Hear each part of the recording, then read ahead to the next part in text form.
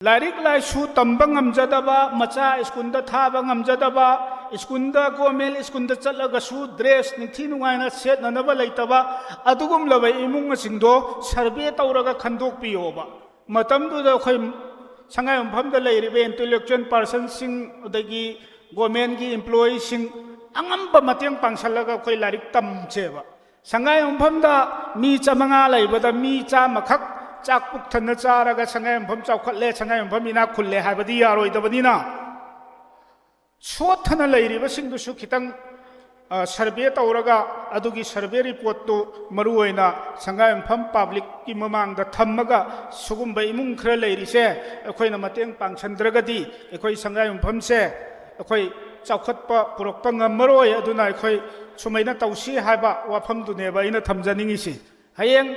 convention any संगाय मफम की अचौबा convention organisation ma'am की इचिलिनाउ सिंगदा कनागुम्बा अमना संगाय मफमदा लारिक तंबा ngमदब इमुंग कया लई हारगदी ऑर्गनाइजेशन करी खुंबीदौरिगे अदु ऑर्गनाइजेशन सिंगदा आई क्रिटिसाइज तौजबदी नत्ते तसेंगना अइना खंजबदु अइ सजेस्ट तौजबगी वानी मरुओइना अइना ngasi अरोइबदा थमजनिंगबसे इसा इशु छात्र छात्री ओइबिसिंग मरुओइना ngasai फोलगी मोबाइल फोलगी कानबा अमसुंग कानदबा हाइबा वाफमदुदा अइना खरे हेना मियेंग चंगनिंगबदी हौजी अतो अतोपगी नतबा संगाय मफमदा जुट टीनेजर हाइबा तारे खोइगी 13 दगी 19 फाउगी मनुंगदा लेबा आंगांसिंग जुटसिंगसे मोबाइल से लोइना लौथोकपा मतमदा पूरा खोइगी सुइसाइड तौनिंगबा नहा जुट मैम थोरअनेबा करिगिनो हाइबा कांदा ngसाइगी मोबाइल दुदा हेबिट अमा ओइखिबा हेबिट हाइबसिसु सेमदोकपसु याय अदुगा फत्तबा थबक्ता हेबिट ओइखिबा ngasi ऑल संगाय मफम जुट डेवलपमेंट ऑर्गेनाइजेशन असाइदोना सिंदुना चाही खुदिंगी पांथोरकपा हंदकना मरीरक सुबा जुट कन्वेंशन कम करियर काउंसिलिंग हारिबा थौरम असिगी प्रेसिडेंट मेंबर ओइना इलेक्शन बिरिबा अहानबमक्तदा मिंग ओइना पंजरबदा Shri Surya Kumar Okram honourable MLA Khangabok assembly constituency बु अहानबमक्तदा इकाई खुमदबु चरी लोइनाना MD Salauddin Khan joint director minority affairs government of Manipur इकाई खुमनबु उचरी अदुगा मौलाना अताउर रहमान प्रेसिडेंट ऑल मणिपुर उलमाई काउंसिल लोइनाना MD Alauddin member minority department MPCC and the intending candidate Wabgai assembly constituency अदुगा Bobin Konthoujam music and the sport icon Manipur Ghulam Nabi Azad president असाइदो संगाय मफम लोइनना ngasiगी थौरम असिदा मतिक चारबा अखोइगी guest speaker Singh MD Hefajuddin MCS SDO SDM Bungte Chiru Kangpokpi district अदुगा Khetrimayum Tony founder and the career counsellor sign career अदुगा मीरा शाह कोरी lecture TG higher secondary school अदुगा MD north east window TV हारिबा दाइज लेंसिंबिरिबा पुमनमकपु अहानबमक्तदा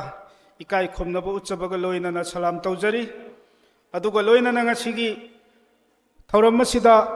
खोइगी मांगदा लेंसिंबिरिबा अतो अतोपा खोइगी लमदिंगोमदगी वांजिंगलोमदगी अदुगा खुंगंग असिदगी लेंबिरकलिबा पेरेंट्सिंग लोइनना ngasiगी थौरम असिदा सरुक याबिरिबा छात्र छात्री सिंह अदुगा मरु ओइना सिंबी लांबिरिबा असाइदोगी चिलिना पुमनमक अइना इकाई खुमनबा उचरी थोइदोक हेंदोकना अइ मतम लौजरोय तसेंगना ममांगी वांगांग लोइसिंगना यामना मरिक चुम्बा वाफमसिंग थंबिरमले लारिक लाइसुदा फजना ममुत ताना हैरबा इखोइना इकाई खुमनजरबा मिओइ कया अमसु लेरी अदुना अइ मिनट अहुम मरीदंग मतम लौजगे अखोइदी सुगुम्बा फंक्शन सिदी अखोइगी ओइनादी स्पीच थमद्रसु याबु याबजानेना आई खंजरिबा मरमदी यामना तांगना फंगबा प्रोग्राम नि ngसाइगी इनाव MBBS इनाव अमना हाइबिरंबा दुम हैना हौजिक्ति कैरियर काउंसलिंग गुम्बा अवेयरनेस प्रोग्राम गुम्बसी एनी अखोइगी लम खुदिंगमक्ता का हेना तौद्रे हाइबा ताई करिगिनो हाइबा मतमदा अखोइगी सुगुम्बा प्रोग्राम से अखोइगी पेरेंट्स सिंग छात्र सिंग सिना कया नाचुंगदबगी मवोंग अमा लाक्पा करिगिनो हाइबा कांदा अजालाव अदुना ngसाइगी we all are perfect अखोइगी अखोइ लोइनमक खंगे हाइबगी अखोइ लोइना हाइरे हाइबगी वाखल्लोल अमद लैखिबनिना ngसाइगी अवेयरनेस प्रोग्राम गुम्बा अदुगा कैरियर काउंसलिंग गुम्बसी का हेन मी तिंदब हाइतारे आइगी वाखल्ददी असाइदोसी याम कन्न होनजबनी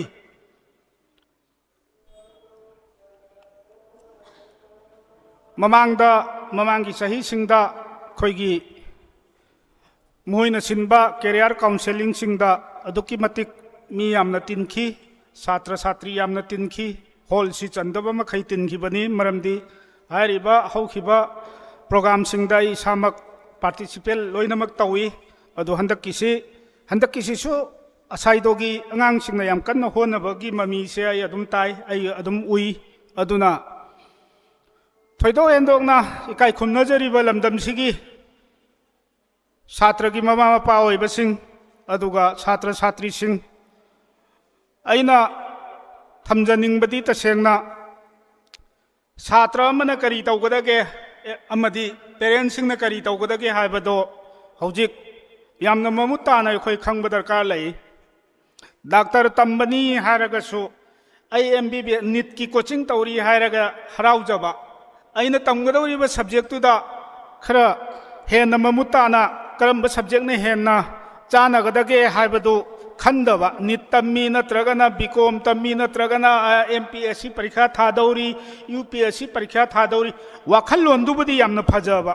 अदुगा अइंगोंदा लैरिबा नॉलेज दुगा अइना खंगिबा हाइरिबदुगा चानबरा चानदबरा हाइबदु अखोइ यामना येंगबा खनबा मथौ तायेबा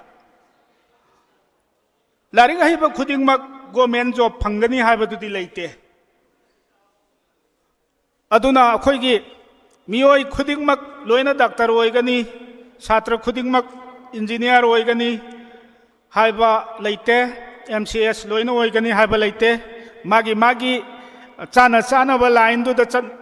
ननबगी दमक्ता अइना खरे हेना खंगबा सब्जेक्ट तुदा रिसर्च तौबा दरकार लई हाइना ngसाइगी ओजा तोनीना ममांगदा थंबिरमबदो आई मदु आई सप्लीमेंट लोइना यामना अखोइगी छात्र छात्री सिंग ममा मपा ओइबसिंग मरमदी अखोइ हौजिक ngसाइगी ममांगदा थंबिरमबा दुमना नेपाल दा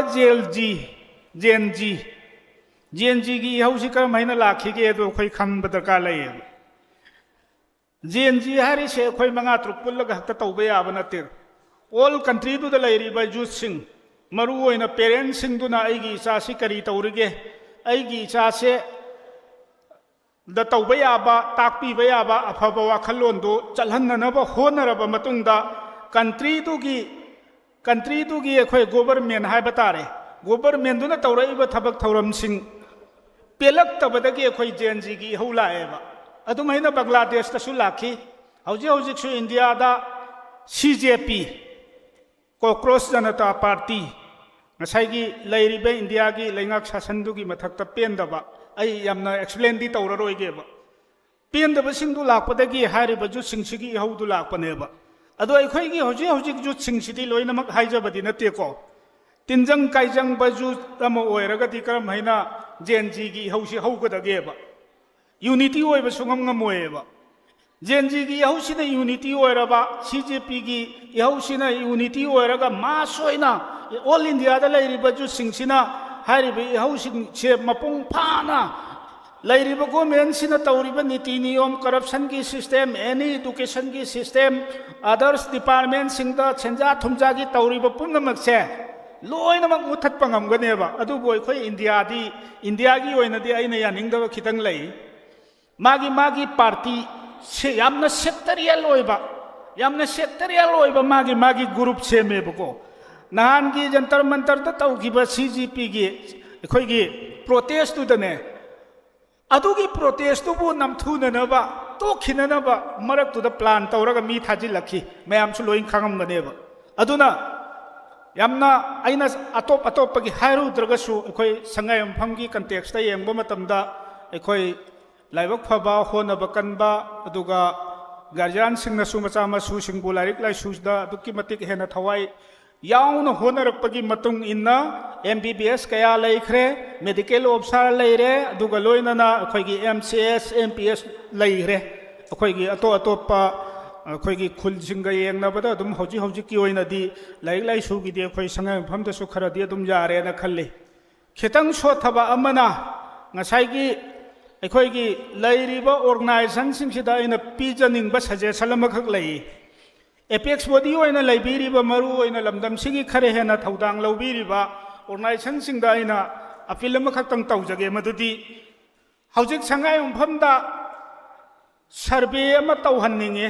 करी सर्वे नो हाबा कांदा like लाइसु तंबा ngamjadaba imung kayam leibage मरु ओइना लाइरिक लाइसु तंबा ngamjadaba मचा स्कूलदा थाबा ngamjadaba स्कूलदा गवर्नमेंट स्कूलदा चलगसु ड्रेस निथि नुगाइना सेटननबा लेतबा अदुगुम लबा इमुंग सिंगदो सर्वे तौरगा खंदोकपियोबा मतमदुदा खै संगायमफमदा लेरिबे इंटेलेक्चुअल पर्सन सिंग उदगी गवर्नमेंट की एम्प्लॉई सिंग angamba mateng pangsallaga khoi larik tamcheba संगायमफमदा मी चमंगा लेबदा मी चामखक चाक पुक थन चारगा संगायमफम चौखले संगायमफम इना खुल्ले हाबदी यारोइदबदिना सोथन लैरिबा सिंगदुसु खितंग सर्वे तौरगा अदुगी सर्वे रिपोर्ट तो मरु ओइना संगायमफम पब्लिक की ममांगदा थम्मगा सुगुम्बा इमुंग खर लैरिसे अखोइना मतeng पांगसंद्रगदी अखोइ संगायमफम से अखोइ चौखटपा पुरक्पा ngammaroi aduna अखोइ सुमैना तौसी हाबा वाफमदुनेबा इना थमजनिंगिसि हयेंग कन्वेंशन अमदा एनी संगायमफमगी अचौबा कन्वेंशन अमदा ऑर्गेनाइजेशन मयामगी चिलिनाउ सिंगदा कनागुम्बा अमना संगायमफमदा लारिक तंबा ngamdaba imung kaya lai हारगदी ऑर्गेनाइजेशन करी खुंबीदौरिगे अदु ऑर्गेनाइजेशन सिंगदा आई क्रिटिसाइज तौजबदी नत्ते तसेंगना आइना खंजबदु आई सजेस्ट तौजबगी वानी मरु ओइना आइना ngasi अरोइबदा थमजनिंगबसे इसा इशु छात्र छात्री ओइबिसिंग मरु ओइना ngасai फोलगी मोबाइल फोलगी कानाबा अमसुंग कानादबा हाइबा वाफमदुदा आइना खरे हेना मियेंग चंगनिंगबदी हौजी अतो अतोपगी नतबा संगायमफमदा जुट टीनेजर हाइबा तारे खोइगी 13 दगी 19 फाउगी मनुंगदा लैबा आंगांसिंग जुटसिंगसे मोबाइल से लोइना लौथोकपा मतमदा पूरा खोइगी सुइसाइड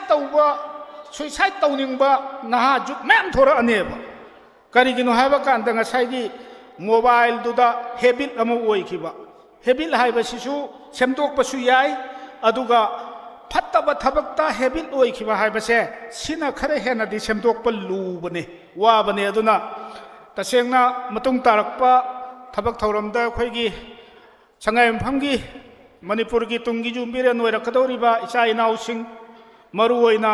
पेरेंट्स सिंगना अफबा गाइड तौबीरगा छात्र छात्री सिंगना अचुम्बा वखल थंबीरगा अखोइगी आइडिया ऑफ मणिपुर का आइना ngसाइगी अखंग आइ सिंगना हाइबा ताय अखोइसु संगाय मणिपुर दा लैरिबा कम्युनिटी खुदिंगमकना कम्युनिटी अमना कम्युनिटी अमबु इज्जत तौद्रबा व्यवहार तौद्रबा लाइनिंग अमना लाइनिंग अमबु अखोइगी व्यवहार थमद्रबा आइडिया ऑफ मणिपुर सि करमैना लाकदोइरिनो सिनी अदुना आई ngasiगी सभा सिगी खुदोंचाबा लौजरगा मरुओइना होगलाइबा छात्र सिंग छात्री सिंग नखोइना सोशल मीडिया दा अमदा मी अमगी थमोइ सोकदबा मी अमना ताबदा नुंगाइरोइदबा फत्तबा पाउखुम ओइना लाकदौबा पोस्टिंग तौबीगनु हाइबदुनि आइना थमजरिसि अदुना अखोइ पुनमक फमिन्नसि अखोइ पुनमक चौखटपा नुंगाइबो ओइमिन्नसि ओजाना धनबीरगी कइनोदा अमखक थेंगनये लाइरिक हइबा मयामना लेबाक थुगाइरेना लारिक हईब मयामना लेबाक थुगाइरे हाइसि लाना चटखिनी लारिक हईब मयाम से लाइसु याउद्रदि यम लुई लारिक हईरगा मिंगोंद करी हाइगनी नत्रगना मियाम की दमकता करी तौगनी डॉक्टर मक्तबो हाइरसी आई डॉक्टर दा तमनने हाइब नतेबा डॉक्टर का पेशेंट का उंखतनब मयाम याउरिएबा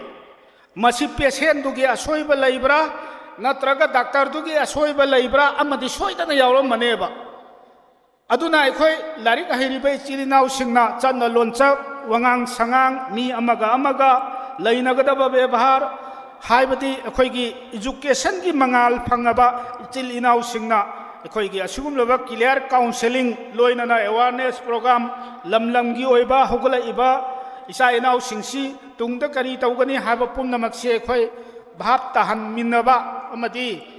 अफबा चौखतपा नुंसीनना हिंगमिनबा मणिपुर अमा ओइमिनसी हाइब वफम असि थमजरगा ngasi di matang asta tinsin jage assalamu alaikum